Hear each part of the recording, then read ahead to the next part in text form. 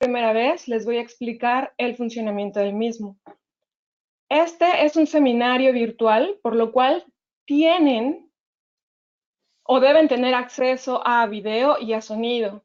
En caso de tener algún problema técnico, por favor escríbenos en el chat. Nuestra compañera Janina va a dar solución y respuesta a esas preguntas. Bueno, les explico el funcionamiento.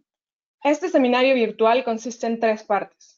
La primera, que es la que estamos haciendo ahorita, es la introducción técnica y de las presentadoras. La segunda va a ser 2 presentaciones de nuestras expertas en temas de género y transporte. Y la tercera, que es probablemente la que más te interesa y es más interactiva, va a ser la sección de preguntas y respuestas.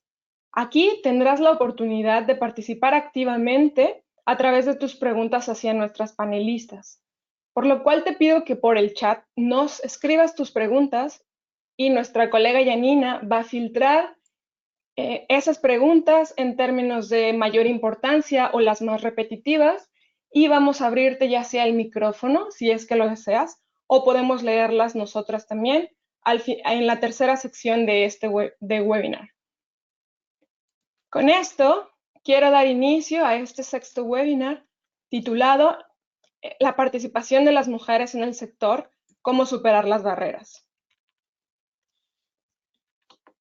Mi nombre es Itzel García Mejía, soy parte del equipo de TUMIC, un proyecto de la GIZ, que es la Agencia de Cooperación Alemana. El día de hoy tenemos a 2 excelentes ponentes, expertas en temas de género y transporte, Marta Serrano y Paola Tapia Salas. Ellas nos van a dar a conocer algunas de las estrategias que se han implementado para promover la participación de las mujeres en el sector del transporte. Nos van a dar algunos de los resultados de estas implementaciones, así como ejemplos de buenas prácticas, las barreras y los procesos. Nuestra primera presentadora es Marta Serrano y nos va a hablar sobre la igualdad del sector en transporte en el estado actual. Ella es ingeniera civil y es exdirectora de comunicación y consultoría en la empresa municipal de transportes de Madrid. Ahora, Marta, te voy a dar el control de la presentación. Estupendo. Muchas gracias, Itzel. Cuando me digas. Adelante, Okay. voy a apagar las cámaras.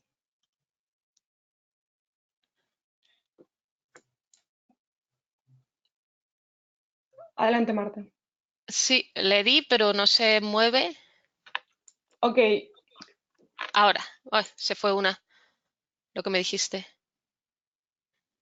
Bueno, buenas tardes a los que estéis en este uso horario en Europa. Buenos días a los que estéis a las que estéis en Latinoamérica. Primero, vamos a ver un poquito cómo está el estado actual del sector del transporte. Esos son los grandes números del sector que imagino que a ninguno de nosotros o de nosotras nos sorprende.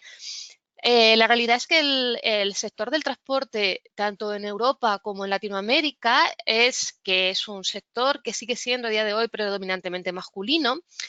En Europa solo el 22% de las trabajadoras son mujeres, con especial atención a lo que está pasando en el transporte terrestre, donde solo es un 14%.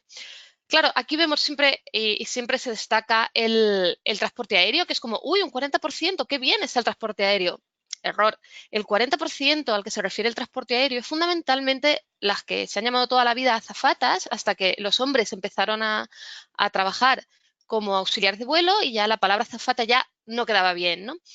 Entonces, de hecho, si estamos hablando de pilotos de avión, solo un 5% son mujeres. O sea que el sector aéreo, aunque parezca a priori un poquito más equilibrado que el resto de los sectores, la realidad es que la presencia de las mujeres en puestos tradicionalmente masculinos sigue siendo muy baja. Eso pasa en el sector del transporte terrestre y en el sector del transporte marítimo. ¿Qué está ocurriendo en Latinoamérica? Pues algo muy parecido, con unos números incluso un poquito más bajos, con Argentina, Perú, México y Ecuador, que están rondando el 8%, con Bolivia aún peor, con un 5% de presencia femenina. ¿Sí? Creo que no nos están escuchando. Todavía, perdón, vamos a iniciar de nuevo porque dice asistentes en espera de la transmisión. Ojalá que la yo tenga. Todavía no inicia la transmisión, perdón. Voy a Ok. volver a iniciar. También que no se mete, que está hablando la española ahora y...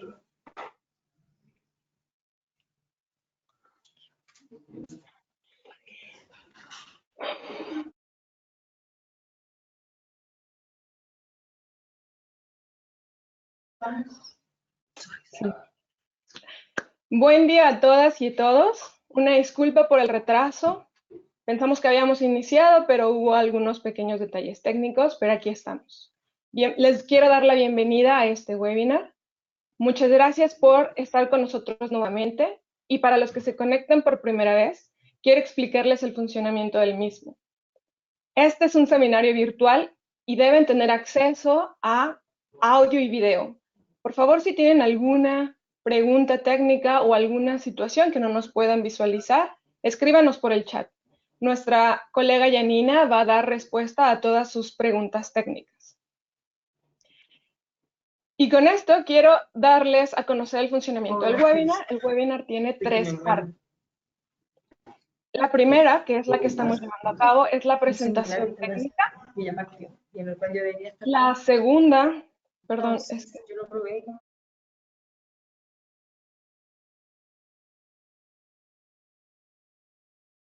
la segunda es la presentación de nuestras 2 expertas. Y la tercera, que es la parte probablemente más interactiva para ustedes, es la sección de preguntas y respuestas, para la cual ustedes tendrán la oportunidad de hacer sus preguntas a través del chat y nuestra compañera Janina va a filtrar y a colectar todas esas preguntas en términos de importancia o las más repetitivas y vamos a leerlas o abrirles el micrófono dependiendo de lo que ustedes nos indiquen en esta sección de preguntas y respuestas para que ustedes puedan participar activamente con nuestras panelistas. Con esto doy iniciado nuestro 6º webinar titulado Participación de las mujeres en el sector, cómo superar las barreras. Mi nombre es Itzel García Mejía, soy parte del equipo de TUMI, proyecto de la GIZ, que es la Agencia de Cooperación Alemana. El día de hoy tenemos 2 excelentes ponentes, expertas en temas de género y movilidad. Una de ellas es Marta Serrano y nuestra segunda ponente es Paola Tapia Salas. Nuestra primera ponente es Marta Serrano, ingeniera civil, exdirectora de comunicación y consultoría de la empresa municipal de transportes de la ciudad de Madrid. Ella nos hablará de la igualdad en el sector del transporte, cuál es el estado actual y nos dará a conocer algunas buenas prácticas. Ahora, Marta, por favor, te doy el control, sí, de panelista. Adelante, por favor. Estupendo, pues muchas gracias. En primer lugar, vamos a hablar un poquito de cómo está actualmente el sector del transporte, que eso sospecho que a nadie nos va a sorprender, ¿no? La realidad es que el sector del transporte ha sido históricamente y sigue siendo a día de hoy un sector muy masculinizado. En Europa solo el 22% de los trabajadores son mujeres o somos mujeres. Y este número es un poquito, falsificado, digamos, o maquillado por las buenas cifras que tiene el sector aéreo, ¿no? El sector del transporte aéreo. Lo que ocurre en el sector del transporte aéreo es que parece que es un sector más igualitario, es que en ese 40% de mujeres trabajando allí son mayormente las azafatas, que ahora desde que entraron los hombres en ese tipo de puestos de trabajo, ahora ya no se pueden llamar azafatas, ya se tienen que llamar auxiliares de vuelo. Y por eso parece que es un sector más igualitario en cuanto a presencia de mujeres, pero la realidad es que la mayor parte de las mujeres que trabajan en el sector aéreo están en trabajos que siempre han sido femeninos, como es la asistencia a los pasajeros. Si hablamos de pilotos, solamente hay un 5% de pilotos que son mujeres. En cuanto al sector del transporte terrestre o del transporte marítimo, en el sector del transporte terrestre es únicamente un 14%, con cifras en conducción de autobuses, trenes, etcétera, o taxis bajísimas, en general por debajo del 10% de media. Y si nos vamos a mirar un poco lo que ocurre en Latinoamérica, pues es algo similar, ¿no? Destaca Bolivia con solo un 5% de mujeres trabajando en el sector transporte. Seguido por Argentina, Perú, Ecuador, México, con una proporción de alrededor del 8%, lo cual es muy llamativo porque en general los puestos de trabajo en el sector del transporte son puestos de trabajo muy estables, con una remuneración que suele ser alta para la media de los distintos países y que sobre todo si estamos hablando de transporte urbano, nos permite, especialmente a las mujeres, atender las otras obligaciones que tenemos relacionadas con cuidados, ya sea de niños o de mayores. Entonces, realmente tendría que ser un sector muy atractivo, pero no lo está siendo. Entonces, bueno, vamos a ver un poquito por qué no lo es y qué se puede hacer para solucionarlo. A ver.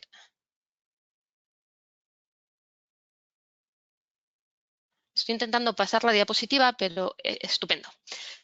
Este es el ciclo de vida de la carrera profesional de la mujer en el sector transporte. Se ha sacado de un informe de la Oficina Internacional del Trabajo que se llama Women in the Transport Sector, que os recomiendo que leáis si estáis interesadas en el tema.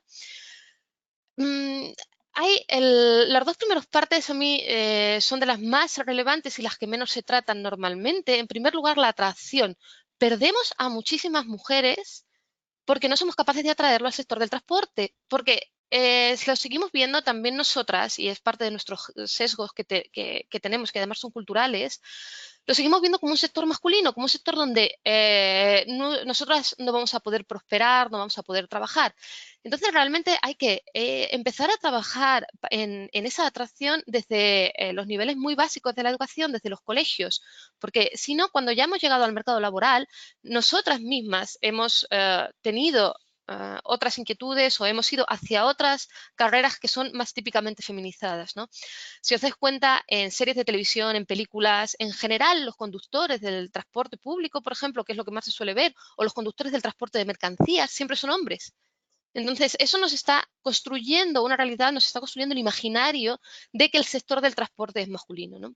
Si pasamos a la selección, esta cultura tiene mucho peso también, en tanto a que las personas que están seleccionando a otras personas, a otros trabajadores y trabajadoras, tienen unos sesgos muy fuertes que les indican que las personas más capacitadas para realizar un trabajo en el sector del transporte, pues probablemente sea un hombre, porque es lo que hemos visto toda la vida, ¿no? Entonces, aunque las capacidades no las define el género, siempre tendemos a tener esa idea en la cabeza, ¿no? Ese sesgo de género.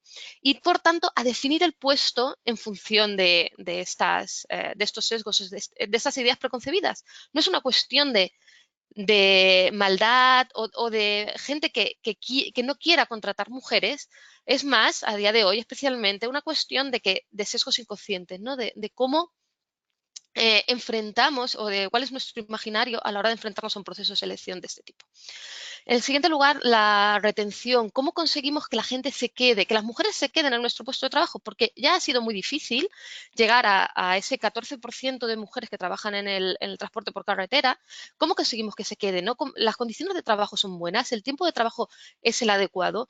Cuando hablamos de condiciones de trabajo, nos podemos referir desde tener un protocolo concreto para evitar el acoso sexual, ya sea verbal o físico, a tener unas condiciones de higiene mínimas, lo cual implica que para que una conductora, una persona, una mujer, quiera ser conductora de autobús, igual una de los limitantes es que haya un baño limpio y accesible.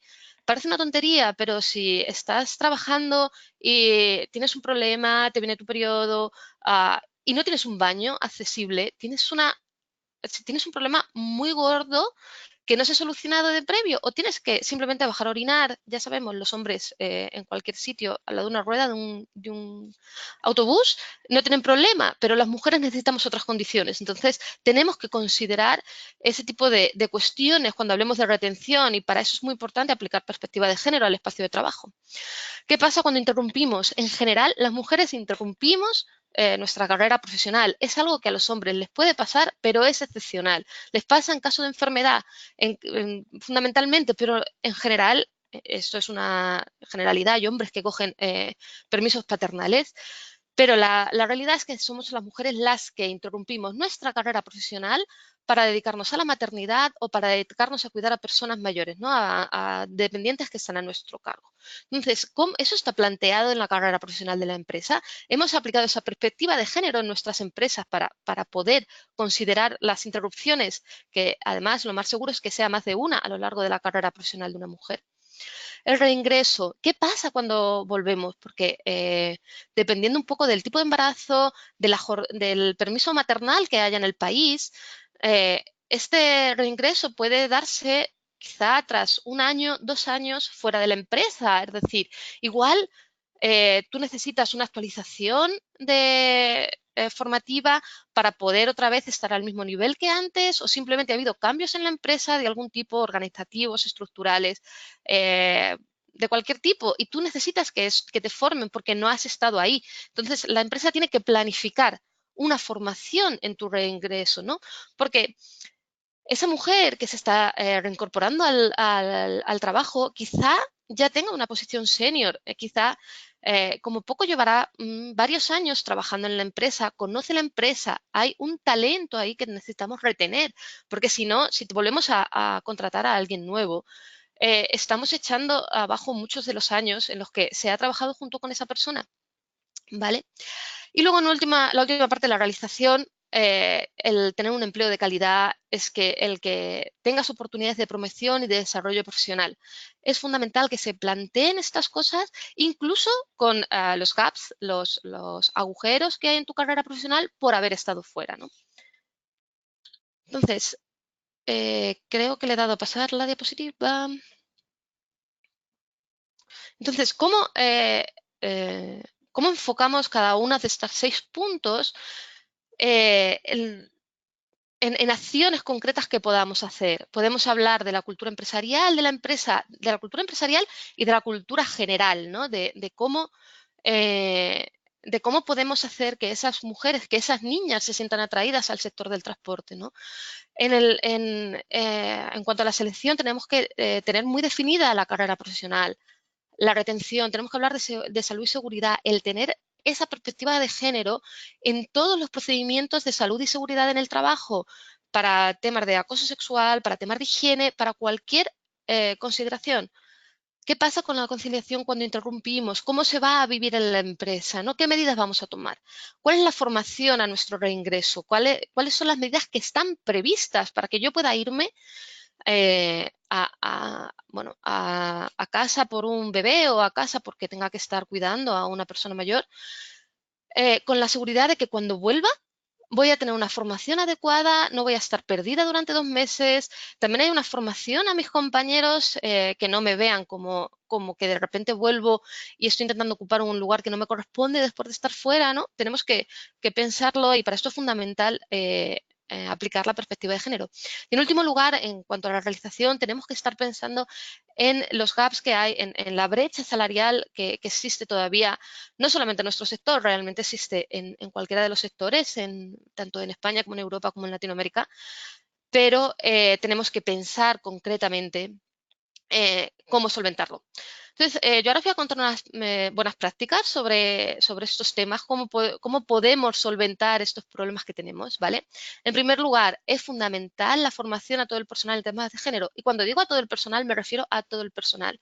Fundamental, empezar en los niveles altos. Si nuestros jefes no están concienciados en que la igualdad no existe en la actualidad y además es necesaria, no vamos a conseguir nada. La cultura empresarial en muchos casos se genera desde la parte de arriba de la pirámide de la jerárquica hacia la parte de abajo. Entonces es fundamental tener a los mandos on board, ¿no? que dicen los ingleses. Entonces necesitamos una formación especializada a todo el personal de la empresa y cuya asistencia deba ser obligatoria, porque si no es obligatoria pasa algo rarísimo, y es que tú en cualquier congreso sobre transporte en general tendrás un 80-85% de presencia masculina, pero como ese congreso, esa charla, esa ponencia tenga como título Mujeres en el transporte o la perspectiva de género en el transporte, ya de repente desaparecen todos los hombres y solamente hay un 80-85% de mujeres y un 10% 15% de hombres con suerte, ¿vale? En cada una de las diapositivas tenéis KPIs, porque si queréis hacer un plan de igualdad, los podéis considerar para plantearlos desde el principio y para poder evaluarlos. No voy a entrar en ellos porque no tenemos tiempo. Vale. La ropa de trabajo es otra de las partes que conforman la cultura empresarial. Malas prácticas. Ropas unisex, o la que se llama uniformes unisex. No existen los uniformes unisex, son uniformes masculinos que pretenden que llevemos las mujeres a pesar de que no se adapta a nuestra fisonomía. Malas prácticas como los uniformes de Iberia en este caso. Ropa de trabajo que potencie los estereotipos de género.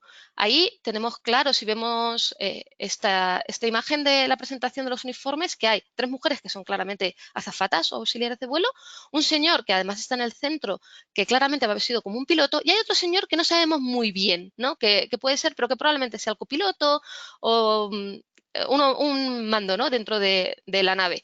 En cualquier caso, buenas prácticas. Fundamental preguntar a nuestras mujeres. Tenemos que pensar que nosotros, en función del puesto de trabajo, tenemos unas necesidades distintas y en función de la ciudad.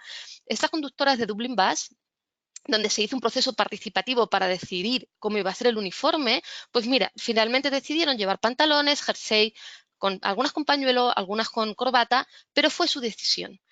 Es fundamental tener disponibilidad de modelos y tallas porque el clásico de la ropa unisex es decir, bueno, tengo guantes de todas las tallas, llegar una mujer a un taller, a un patio de autobuses y no tener guantes de su talla porque la talla más pequeña de hombres no nos corresponde. Eso hace que la cultura sea muy adversa para las mujeres y que se ve así desde fuera, ¿no? Porque claro, tenemos claro que lo que Iberia nos está diciendo es que las mujeres pueden ser fundamentalmente azafatas, ¿no? Uy, se me pasó aquí.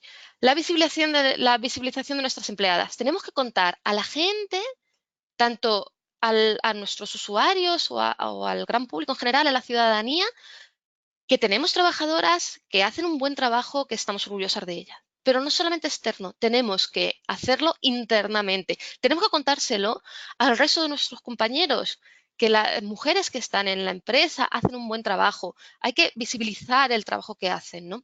Eso se consigue fundamentalmente con campañas de comunicación, porque llegan a mucha más gente que las formaciones, que es un proceso mucho más lento. Las redes de mujeres es una de las herramientas fundamentales que tenemos en las empresas, porque encontrar otras mujeres en la empresa o en el sector, no tienen por qué ser justo solo en la empresa, pero sí en el sector, nos permite muchas cosas, nos permite ofrecer y recibir soporte de una igual, aumenta la confianza, podemos compartir experiencias que tenemos similares, ¿no? Preguntar qué ha pasado cuando te fuiste de baja por maternidad, que es el ejemplo clásico, ¿no? Cómo te reincorporaste, cómo te sentiste, hasta cuánto tiempo aguantaste antes de coger la baja, antes de dar a luz, ¿no? Nos permite compartir experiencias, nos permite mejorar la cartera de talentos, porque esas mujeres es más probable que conozcan a otras mujeres y puedan atraerlas si se sienten cómodas. Podemos conseguir consejos de otros y discutir temas que son relevantes con una perspectiva femenina, ¿no? Con una perspectiva de género. Fundamental que haya redes de mujeres. En la foto de arriba es una reunión que se hizo en la empresa de transporte público de Viena. La parte de abajo es esta red a la que pertenecemos, Mujeres en Movimiento, que trabaja para precisamente potenciar la presencia femenina en el sector, ¿no? No solamente en los puestos de operación pura, sino también en los de decisión y planificación.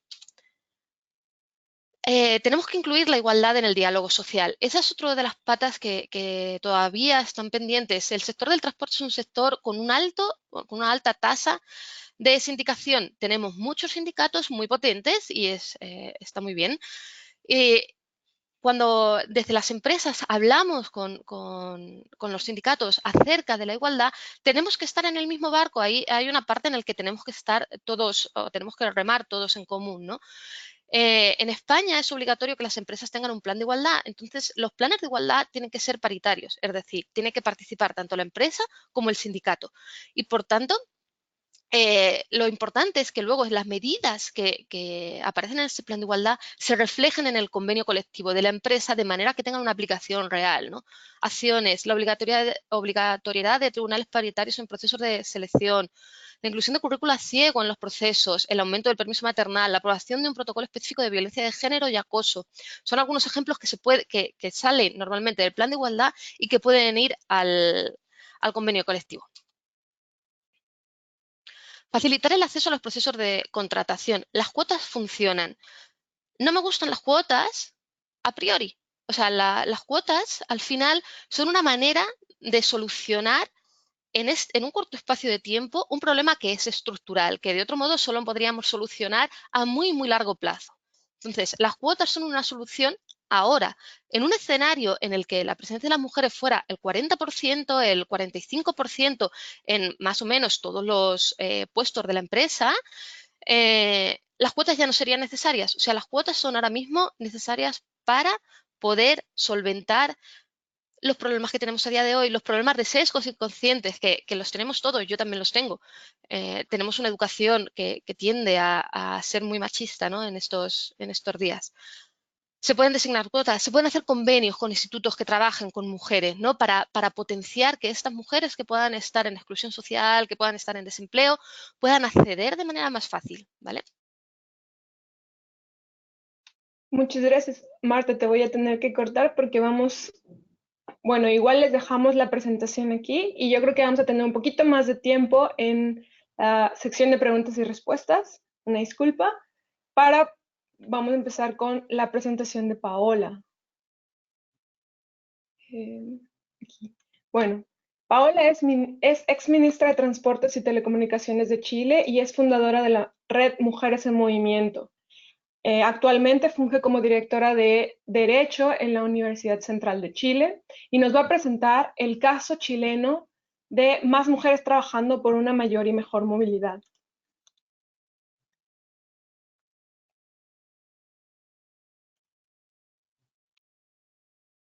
Paola.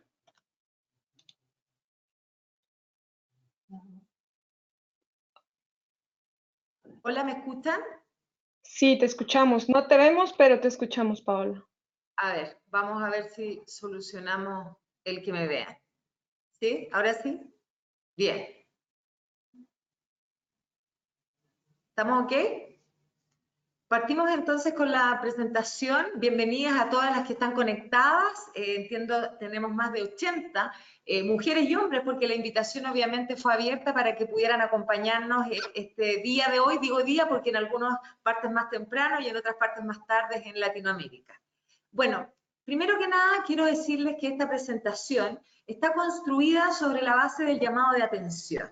¿Y por qué lo digo? Porque cuando uno construye políticas públicas, desde el gobierno, desde la consultoría en el sector privado, desde la academia, por tanto también con una visión integral, esta tiene que llamar la atención, tiene que generar la voz de alerta de la agenda pública de los gobiernos, tiene que generar la voz de alerta en los medios de comunicación. Entonces la invitación hoy día es a que podamos tener una visión general, pero a su vez también de cómo pueden aplicar esto, que es un ejemplo nada más, porque yo no puedo decirle a ustedes cómo llamar la atención en sus países con el tema del género y la movilidad. Ustedes tienen que descubrirlo a partir de sus propias realidades. Y esa es entonces la primera invitación el día de hoy. Quiero entonces, a propósito del estallido social que vivimos en Chile a partir del 18 de octubre del año 2019, decir que esta es una realidad que no podemos desconocer, que no vamos a ocultar. Y en ese sentido, el primer dato que les quiero dar es un dato que la nota identifica, la nota de prensa, como imperceptible, pero que yo lo considero muy, muy relevante. ¿Cuál es este dato? No da lo mismo dónde vivir en Santiago. El mapa que ustedes ven en la presentación muestra la región metropolitana donde se encuentra la capital de Santiago. ¿Qué se hizo entonces? Se estableció a partir de un mapa de calor cuáles eran aquellas zonas donde las personas fallecían por distintos motivos, pero donde fallecían a temprana edad o donde ya fallecían a más edad. ¿Y cuál es el resultado? No da lo mismo donde vivir, en la región metropolitana de Chile, porque a solo 20 kilómetros de distancia una persona puede llegar a vivir, ustedes lo pueden ver ahí, en el caso de las mujeres, 90 años versus una mujer que vive 20 kilómetros distante y en que solo podrá alcanzar los 74 años de vida. 16 años, 16 años, depende de donde uno viva, cuál es su expectativa de vida. Esto evidentemente muestra la diferencia entre el sector oriente, donde hay una situación económicamente más acomodada, versus en la situación que se da en el sur poniente de nuestra capital, donde viven efectivamente personas de más escasos recursos, con menor acceso a la vivienda. Las principales razones, por lo demás, ahí del fallecimiento tienen que ver con las razones medioambientales. Esta desigualdad, yo les doy el ejemplo chileno, pero CEPAL ha dicho en un informe, entre otros tantos, de este que cito es del año 2015, que estas desigualdades en Latinoamérica se dan en razón principalmente, y ustedes lo pueden ver ahí, por la diferencia económica, por la diferencia de ingresos. Es tan abismante la diferencia entre los más ricos y los más pobres que estas desigualdades están patentes día a día. Ejemplos miles, se me ocurre Perú, por ejemplo, también en el mismo Lima, separados por estos muros que dividen a las ciudades. ¿Cuáles son las principales entonces desigualdades? Uno, y esto lo dice CEPAL también, ya en el año 2015, diferencias en el ejercicio político de representación. Solo dos ejemplos. En Chile, hoy día en el Congreso Nacional, con ley de cuotas vigente, tenemos solo 23% de mujeres congresistas. ¿Qué quiere decir esto? Que en la planificación, que en la elaboración de normas, solo participa un 23% de mujeres. Segundo, grupo vulnerable, evidentemente, no solo por edad, raza, sino también por género. Y en último lugar, la remuneración desigual. Nosotros en Chile también tenemos, Marta mencionaba, todos estos elementos no los quiero repetir, pero tenemos una ley que establece que no puede haber brecha salarial entre hombres y mujeres. Esa ley ya tiene varios años y hoy día los estudios nos indican que aún existe más de un 12% de diferencia. Y si llevamos ese dato al transporte, la diferencia salarial entre un hombre y una mujer, mismo cargo, mismas funciones, puede llegar a superar el 69%. Lo dice un informe elaborado por el Banco Interamericano de Desarrollo en conjunto con el Ministerio de Transporte de Chile, que también los invito a que lo puedan revisar y leer, está citado en la última diapositiva. Si avanzamos entonces, y podemos ver ahora también un ejemplo gráfico, y a mí me gusta, yo soy mamá, tengo 2 hijos, estos dibujos que voy a mostrar a continuación, no sé si ahí me va a ayudar o lo voy haciendo yo, estos dibujos que muestro a continuación, no los hicieron mis hijos, pero un estudio del año 2010, citado ahí también de Salgado, los muestra para reflejar esta segregación, este llamado de atención. ¿Recuerdan la invitación primera a que podamos generar un llamado de atención por el tema de la movilidad, por el tema de la segregación territorial y por el tema de género? Bueno, estos dibujos muestran niños de entre 7 y 12 años, niñas y niños. Se les pidió que vieran su ciudad desde el punto de vista del medio ambiente. Los dibujos que aparecen en la zona más gris, no me voy a atrever a decir izquierda-derecha, tengo un tema aún con ese detalle, digamos, porque no sé cómo lo están viendo, pero bueno, los dibujos más grises muestran a aquellos niños en situación socioeconómica de menores ingresos. ¿Qué ven ellos? Ven una ciudad gris, ven una ciudad entre rejas, versus los niños que ven una ciudad con un entorno verde, con un entorno recreacional, incluso, por qué no decirlo, con una esperanza de vida, que ya reflejábamos en el primer dato, en que una mujer puede llegar a vivir 16 y hasta 20 años más, dependiendo del lugar donde nació, donde se educó y donde vive hoy día con su familia. Entonces, este llamado a atención viene también desde los niños, de cómo ellos están viendo sus ciudades. Si seguimos a continuación, vamos a ver entonces un pequeño esquema de cómo se construyen las políticas públicas. Yo ya les decía que primero que nada tenemos que construirlas desde el territorio, que el territorio es esencial, y tenemos que construirla con el rol del Estado, pero también reconociendo la participación de los distintos grupos intermedios. Ya lo mencionaba Marta también, hoy día las actuales políticas públicas se construyen en red. No vienen impuestas por la autoridad, no vienen establecidas, no vienen dadas desde lo teórico, sino que se generan de esta red de política pública con colectivos y considerando a la sociedad civil. Y el esquema que les quería mostrar entonces tiene que ver con esta construcción de política pública, en este caso llevándola al tema de género y movilidad.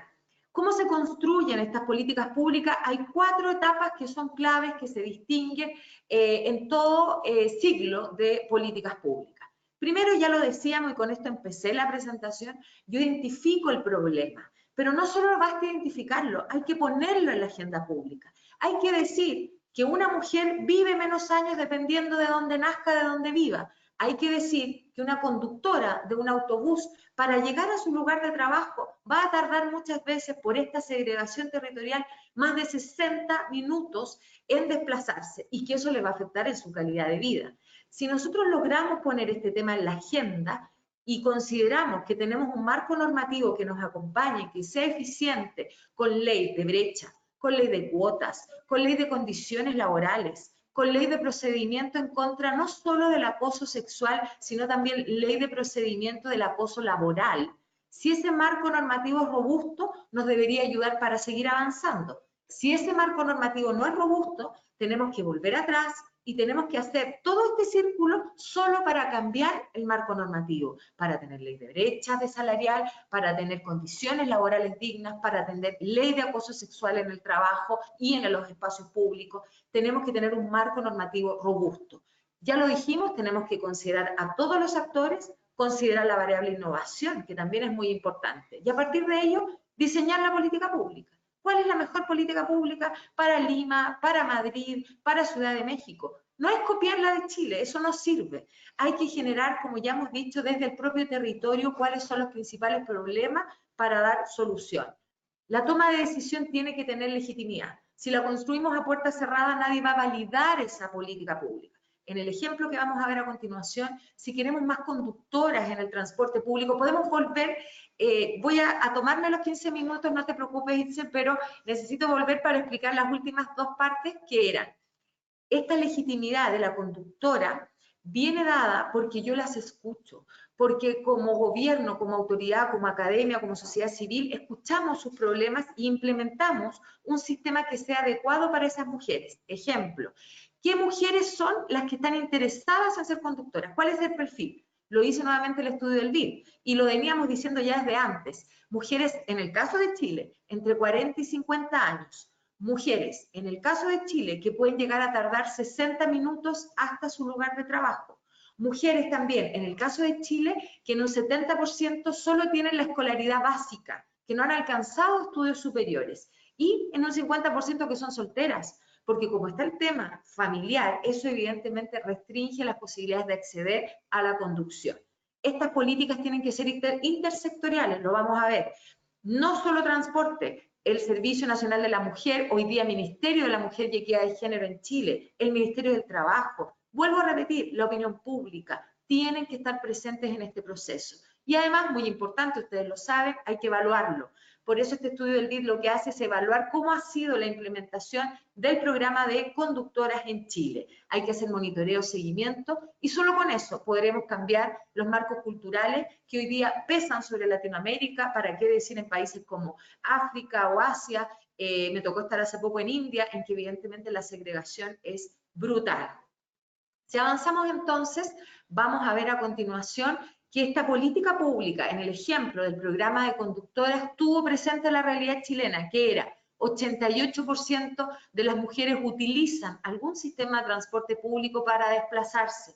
Y un número que no me canso de repetir, un 65.5% de mujeres se mueven por razones de cuidados de niños, de cuidados de adultos mayores, de cuidados de terceros. Por lo tanto, estos programas que podamos habilitar para mujeres conductoras tienen que tener presente también esa realidad. Muchas mujeres no van a contar con el presupuesto, y avanzamos a la siguiente, para poder financiar este estudio, esta licencia profesional que se requiere para conducir. De hecho, solo un 9% lo financian con patrimonio propio. ¿Cómo se financia entonces? Se financia con un programa público. En el caso de Chile, a través de las becas gratuitas, CENSE, que permiten entonces poder financiar este sistema. Si vemos entonces la siguiente lámina, vamos a ver cómo ha ido evolucionando el número de conductoras en Chile. Y evidentemente tuvimos un número muy inferior, que era de 42 conductoras cuando parte el Transantiago, llegamos a 145 en el 2013, avanzamos en el 2017 a 571 y evidentemente hoy día ya hay 100 más en el 2018, 671 mujeres conductoras del transporte público, la mayoría financiadas a través de la beca y estos programas gratuitos. Ahí ya está dicho un poco el perfil. Avanzamos a la siguiente entonces, en la cual podemos observar que este programa ha permitido entonces que más mujeres sean conductoras. De un universo total de 18.000 hombres, más o menos, hoy día tenemos entonces 671 mujeres conductoras, principalmente a partir de este programa gratuito de financiamiento por parte del Estado. Ahora bien, no estoy pudiendo avanzar yo las láminas, no sé si me las pueden avanzar allá o me dejan libre para que yo lo haga, porque tengo un problema ahí en el avance. Bueno, les decía que esto conjuntamente vino aparejado de otras medidas. Una política pública no va a cambiar la historia, tiene que ir acompañada de otras acciones. Y estas acciones también fueron a nivel interno, tienen que ser a nivel interno de las instituciones, no solo de transporte, de las distintas empresas privadas, tienen que entender que la presencia de las mujeres no es solo en un área, sino que también tiene que mejorar en el resto de las áreas y por eso se desarrolla este programa a nivel interno del Ministerio de Transporte. Avanzamos a la siguiente, se creó un plan anual de capacitación, se creó una comisión y una unidad de género y una política interna también que permitiera poder dar a conocer estos problemas.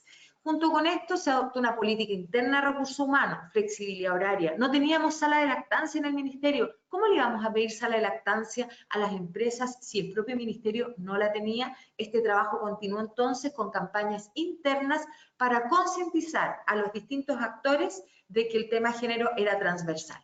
Si avanzamos una más, esto también evidentemente nos llevó aparejado ir revisando cómo las conductoras podían ser reconocidas y se creó el premio que es muy valorado y que las empresas más financian un viaje para la mejor conductora del servicio, se generaron alianzas estratégicas.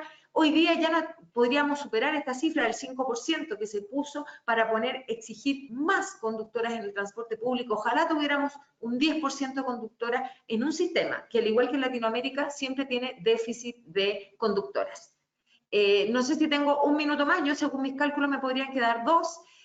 Solo para decir que conjuntamente con ello, la percepción de las conductoras mujeres es distinta, la evaluación es positiva. Miren ustedes, mayor puntualidad, menor número de reclamos y muy importante, dicen que una mujer al volante es peligro constante, eso se derriba con esta evaluación cuando dice que las mujeres tienen menos siniestros de tránsito. Y si avanzamos a una de las últimas ya, vamos viendo que a nivel también externo, generamos una mesa de trabajo, invitamos a mujeres, esa foto incorpora a ministras de otras áreas, pero también invitamos a la academia y a la sociedad civil para hacer una mesa de trabajo de evaluación permanente de lo que era la movilidad y el género. Y si avanzamos 2 más rápidamente, podemos ver que esta instancia dio lugar también a aprobar en Chile la primera política de equidad de género, de la cual nos sentimos muy orgullosos como equipo. La pudimos entregar al gobierno actual en marzo del año 2018 y solo 2 noticias que acompañan esta nota, que tiene que ver que en el gobierno de la presidenta Bachelet se alcanzó el máximo de mujeres trabajando, no solo como conductoras, sino también pueden ver ustedes ahí en la alta dirección pública, es decir, en los directorios de las empresas públicas de transporte, como metro, como tren, el 43% son hoy día, e incluso a lo mejor ojalá un poco más, mujeres. Y ahí también una noticia de cuando lanzamos el programa. Terminamos con una frase final entonces para decir que esta mujer que aparece en el estudio citado ya del Banco Interamericano de Desarrollo, confeccionado por la consultora Daniela Rubio y otras consultoras más, ella dice, económicamente a mí me va bien, no me quejo, y me quedo con esta frase. Ninguna mujer aquí en Chile, sin una profesión, teniendo 50 y siendo mujer, lo logra. Si ella lo logró, ¿por qué no ayudar a que más mujeres lo puedan lograr?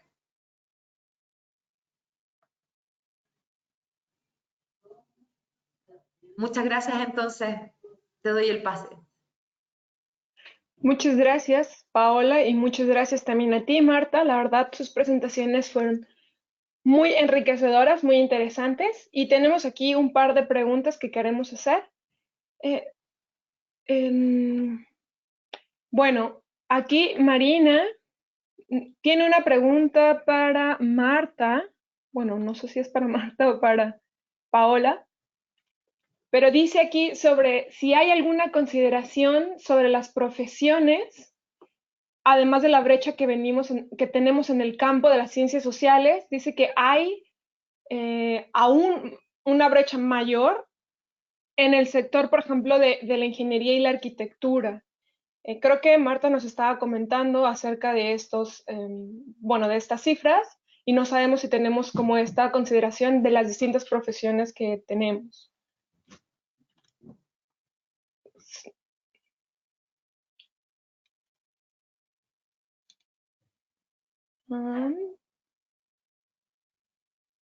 Marta, te envié la solicitud para activar el sonido. Ya, listo. Okay.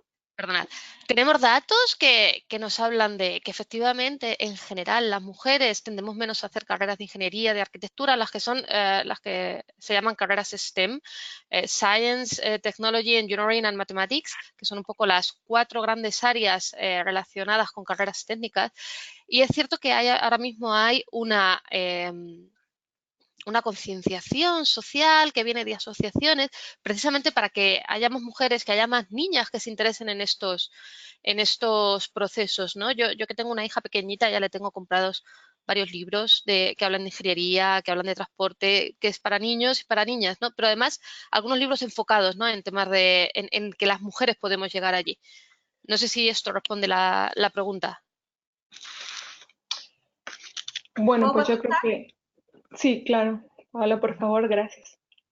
Miren, nosotros intentamos hacer números desagregados más específicos, mandamos una encuesta, les mostré una fotografía de la mesa de trabajo y mandamos una pequeña encuesta a las empresas de transporte para dividir quiénes están en los directorios, quiénes están en las labores profesionales, quiénes están en las labores técnicas y auxiliares.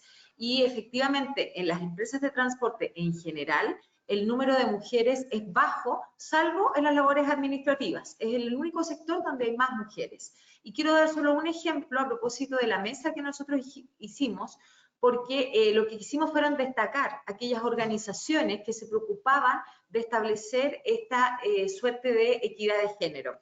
Y la primera premiación de Mujeres en Ruta que hicimos en Chile en el año 2017 premió a la Universidad de Chile y en específico a la Facultad de Ingeniería, que tiene un nombre así como Facultad de Ciencias de la Ingeniería, porque creó un programa especial a través del cual permitió el ingreso a la universidad de mujeres que quisieran estudiar ingeniería. Y eso evidentemente cambia para lo que es la proyección de futuro de profesionales en esta área, los niveles de participación. Entonces, la respuesta es, en términos genéricos, que es bastante bajo, salvo en labores administrativas, la presencia de las mujeres, que hay que tener más números y datos desagregados y que experiencias como estos incentivos fomentan la participación y la integración de más mujeres. Muchas gracias, Paola. Bueno, tenemos una pregunta de Kelly Camacho. Voy a tratar de... Bueno, en realidad no sabemos si podemos abrirle el micrófono o no. La voy a leer por ella. Dice, en mi ciudad no se trabaja aún el tema de género y movilidad. Sin embargo, estamos planeando ya la estructuración de un plan de desarrollo. ¿Cuál sería o es la línea de trabajo para iniciar con la incorporación del enfoque de género y movilidad? ¿Qué tips nos puede dar ya para iniciar esta gestión?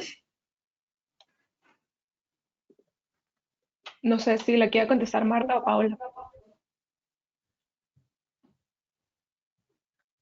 Empieza tú, Paola, hoy. Ya, ok, Marta. Ahí nos coordinamos con una mirada. Marta, querida, ni siquiera te puedo saludar porque tuvo problema de conexión, pero ya estamos, ya. Sí, disculpen las demás, pero evidentemente me faltaba ese saludo, no había podido ver a Marta. Bueno, decirles que primero hay que ocupar todos los espacios. Por lo tanto, yo en la teoría les expliqué el círculo de las políticas públicas, pero me ha pasado que en muchos países me dicen, mira, tenemos lista, tenemos cerrada la política de desarrollo de movilidad de nuestra ciudad. Entonces, yo digo, aprovechen ese espacio. Incorporen, por favor, el tema género, una pequeña definición en orden a que hay que generar desde la planificación, desde el diseño, de la infraestructura, de los buses, de la movilidad segura y de seguridad desde el punto de vista de seguridad vial y seguridad de acoso, siempre la variable género. Aunque esto se traduzca en un párrafo, tiene que estar presente en el plan de movilidad. Si hay más tiempo, la recomendación es retrocedan un segundo, generen una unidad especializada, que a lo mejor ni siquiera van a estar los recursos, no alcanzamos, lo tengo en la lámina puesto, no alcanzamos a tocar el tema presupuestario, yo lo sé, muchas veces son municipios pequeños, no hay recursos, pero generen la expertise Ojalá transversal, pero alguien, un especialista, invítenlo a que les pueda comentar e informar un poco lo mismo que brevemente estamos hablando, pero de una mirada más transversal, porque la movilidad se tiene que estudiar desde dos perspectivas en el género. Uno, de los trabajadores, que es lo que hemos abordado el día de hoy, pero otra más importante aún quizás, que es la de la usuaria. Entonces, para abordar esas dos variables, es necesario primero tener la concientización interna. Segundo, hacer ojalá también encuestas, estudios desagregados. Ojo con esto, porque las encuestas de origen-destino de cada ciudad muchas veces dicen, no, pero no se hizo con variable género. Pero es tan simple como pedir las bases de datos, desagregarlas y ver si a lo menos podemos construir en esta primera etapa una variable que nos diga cómo se mueven las mujeres, cómo se mueven los hombres, cuánto tardan en llegar de un lugar a otro, cuál es el motivo por el cual se desplazan. Y si esas encuestas no se han construido de esa forma, que en el futuro sí lo hagan. Preguntas básicas, pero que tienen que tener la mirada de género. Y una vez que tengo los datos, como yo lo mostraba, ojalá genero la opinión pública y ojalá genero el apoyo transversal de la academia, de la sociedad civil y generar un marco, es decir, una política pública con mirada de corto, mediano y largo plazo para ir incorporando el género. Y ahí volver al punto de partida, que quizás puede ser mucho antes, pero aconsejo ver por lo menos desde el Acuerdo de Beijing, que cumple 25 años, que es una plataforma que nos permite tener la visión de género transversal. Tiene 12 puntos, entre los cuales enumera todos aquellos los que tenemos que trabajar para alcanzar la equidad de género. Tienen además que ver los últimos protocolos y acuerdos que se han dado a nivel internacional y cuál ha sido su propia normativa interna en materia de género para poder impulsarlo. Entonces, son algunos de los tips. Este es un tema complejo, es un lindo desafío por el cual nosotros pasamos y evidentemente feliz de poder compartir la experiencia uno a uno en aquellos que quieran tener más datos e input que podrían servirles. Yo solo, por supuesto, estoy totalmente de acuerdo con lo que ha contado Paola. Dos apuntes.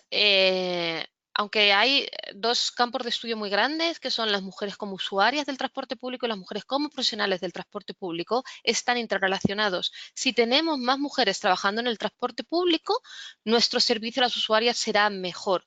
Entonces, no podemos simplemente desagregarlos y pensar que con una empresa donde todos los directores son hombres, donde todos los mandos son hombres, le vamos a dar un buen servicio a las mujeres porque es muy difícil que se consiga empatizar con las necesidades de nuestras usuarias.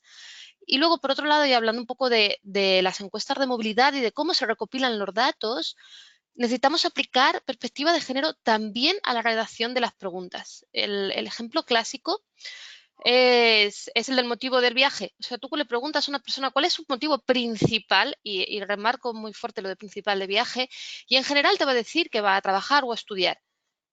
Y con esa pregunta que haces, que es una de las preguntas que está siempre en las encuestas de movilidad, estás perdiendo muchísima información porque probablemente si eres mujer, pero también si eres hombre, en ese camino al trabajo, primero has andado para llevar al niño al cole o a la vuelta te has tenido que pasar para comprar la cena al supermercado, para comprar alimentos.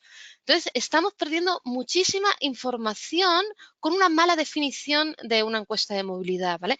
Entonces, si ya lo tenemos y tenemos que trabajar con los datos que hay, pues hay que intentar sacar el máximo jugo desagregando, como decía Paola, pero si todavía estamos a tiempo de poder diseñar esas encuestas, de poder diseñar ese sistema de transporte, de pensar la ciudad que queremos para nuestros conciudadanos, ¿no? Tenemos que aplicar perspectiva de género, porque además hay algo que demuestra la aplicación de perspectiva de género, y es que si lo hacemos y lo hacemos bien, beneficia a todos los usuarios, no solo a las mujeres. ¿Vale? Entonces yo creo que está aquí contestada la pregunta. Sí, muchísimas gracias a las dos. Yo tengo una pregunta y esto yo creo que voy a hacer un poquito de trampa porque ya me sabía la presentación. Quiero regresar a esta parte de la currícula ciega que no alcanzamos a ver contigo, Marta, porque me parece que es algo muy importante. Sí, ¿qué nos puedes contar un poquito de la currícula ciega, que es lo que tú también comentas ahorita, no solamente a nivel operativo, sino como parte de las mujeres como profesionistas en el sector del transporte? El currículum ciego es una medida que está adoptada prácticamente en no te voy a decir en toda Europa, pero en muchos países de Europa, en Estados Unidos también, para intentar evitar discriminaciones. No discriminación por género específicamente, también discriminación por edad o discriminación por racialidad, digamos, ¿vale? En Estados Unidos tienen un gran problema con las personas de color, con las personas negras o con las personas racializadas, teniendo muchas más dificultades de acceso, precisamente porque había un sesgo, ¿no? que inconsciente que les impedía acceder a trabajos que la gente asumía que eran mejor realizados por personas blancas. Entonces, el currículum ciego es una medida para poder ser conscientes de este sesgo que tenemos y poder sobreponernos a él, ¿vale? Es un currículum que no contiene nada que no sea relevante para tu desarrollo profesional. Una foto no es relevante, da igual que seas más o menos guapa, más o menos fea, que seas blanca, que seas negra, da igual la edad, da igual el género, por supuesto, pero también se quitan otra serie de elementos que son sensibles, como por ejemplo el lugar de nacimiento, el nombre, porque el nombre da muchas pistas. Esto lo contaba siempre un amigo mío que su padre es libanés y él tiene un nombre libanés acá en España y tiene problemas, por ejemplo, para alquilar piso, porque en cuanto dice su nombre, a pesar de que él habla un perfecto castellano, le rechazan porque el nombre no suena a español, ¿no? Entonces, el nombre, la nacionalidad, cualquier información que pueda identificar, de manera que quien evalúa el currículum está evaluando títulos, méritos y experiencia y nada más, ¿vale? Entonces, es un poco una manera de forzarnos, ¿no?, a salir de estos sesgos inconscientes que tenemos todos. Sí, muchísimas gracias. Y bueno, solamente tenemos ya muy poco tiempo. Solamente quiero hacer una pregunta de Jimena hacia Paola también. Ella dice, bueno, en la ciudad las mujeres tienen bastante miedo de sufrir acoso o sí, violencia inclusive sexual como conductores. ¿Existe algo o algún programa que podamos, o sea, bueno, cómo también exhortamos a esas mujeres a participar, inclusive como conductoras, sin que, o bueno, reduciendo ese miedo?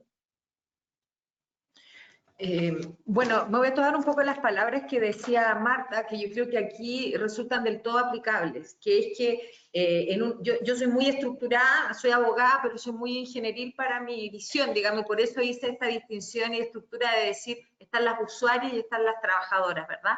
Pero evidentemente esto es un nexo, y aquí se muestra un nexo, de hecho podríamos, bueno, estamos en pregunta y respuesta, mejor no nos devolvemos, pero ¿cuál es el nexo? En el fondo, una mujer cuando conduce genera seguridad en su entorno. Si vemos los resultados de los estudios nos dicen, incluso hombres y mujeres, niños y niñas, jóvenes, se sienten más seguros cuando va una mujer al volante. Y esto se aplica no solo a los buses, sino también a los taxis, a las aplicaciones, incluso como Uber, Cabify, etc. Entonces, ahí tenemos algo positivo que nos producen las usuarias. Pero a su vez, la conductora, que es la pregunta, se siente insegura, evidentemente, al ir manejando. Recuerdo que el año pasado cité en una presentación en Washington una nota de prensa de una mujer que era mexicana, que conducía un camión de más de X toneladas y que se bajaba en los lugares de comida en el trayecto de su viaje, y en ese viaje ella era abordada por otros conductores para que le decían que le iban a pagar por los servicios sexuales porque entendía que ella era una persona que se dedicaba al comercio sexual y no a estar conduciendo su camión, digamos. Y evidentemente ella relataba todo esto en primera persona, dando a entender que ella se había hecho fuerte a partir de estas experiencias. Ahora, doy este ejemplo porque evidentemente, y por eso vuelvo a decir que no hay que imponer programas, sino que hay que tener la mirada de cómo genero gradualmente el cambio cultural. El cambio cultural se produce desde que yo soy capaz como empresa de ofrecerle a esas trabajadoras, primero, turnos flexibles para que sean compatibles con la familia. Me ha tocado hablar con conductoras aquí en Chile de una empresa en concreto que le permite tener 2 turnos. Entonces me dice, para mí es perfecto, trabajo 4 horas en la mañana, dejo a mi hijo en el colegio, vuelvo a hacer las cosas de la casa, trabajo 4 horas más tarde y los estoy esperando. Horarios flexibles, horarios diurnos, Para las mujeres, evidentemente, le da más seguridad y menos sensación de temor de ser agredidas. Y en tercer lugar, yo sumaría, vuelvo a nuestro esquema original, marco normativo. Sanciones muy fuertes para quienes agredan a personas que están ejerciendo un servicio público, como es el transporte. Nosotros tuvimos una muy mala experiencia en otro rubro asociado al transporte, que es el control de la evasión, del no pago. Mujeres que fueron contratadas para estar fuera del bus, vigilando que todos paguen con su tarjeta hoy día habilitada en Santiago. Sucedió que un estudiante de psicología agredió a una mujer que estaba haciendo su trabajo como fiscalizadora. No fue en la noche, fue a las 12 del mediodía, fue empujada contra el bus y ella perdió prácticamente buena parte de su rostro. Estos son aquellos hechos por los cuales tenemos que cambiar la normativa. Lo hicimos, pusimos una pena más alta para aquellas personas que agredieran a esas mujeres, hombres también, que estaban realizando una labor. Entonces, no es una receta. Reitero, la primera receta es ver tu propia realidad y la segunda es marco normativo, condiciones laborales óptimas y un entorno y un clima que permita a las mujeres tener un mejor acceso a estos trabajos.